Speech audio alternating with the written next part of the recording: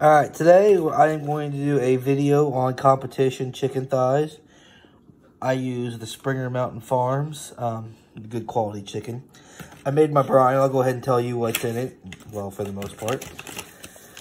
Being as this is a competition one, I'm going to give about 75% of the stuff away, but there's a few things I'm going to hold on to. This brine I used is Butcher Barbecue Bird Booster brine. I used a 1/4 cup of that and two 16-ounce boxes of the chicken stock.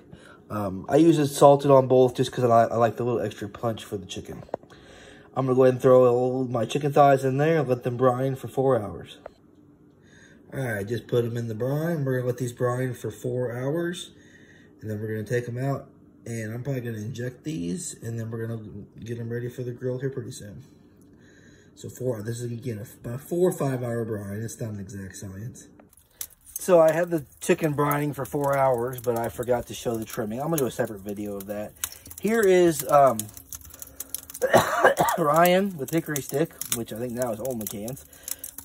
He made these foul forms, so I'm going to give it a try. It's supposed to help hold shape, and it fits right in an aluminum pan, so we're going to give it a try. Chicken thighs have been on for about 40 minutes or so in butter, so I'm going to go ahead and wrap them. I'm going to cook about another 30, or whenever I probe them to temp. We're going to shoot for about 200, 205 on these, and they will be done and ready to come in.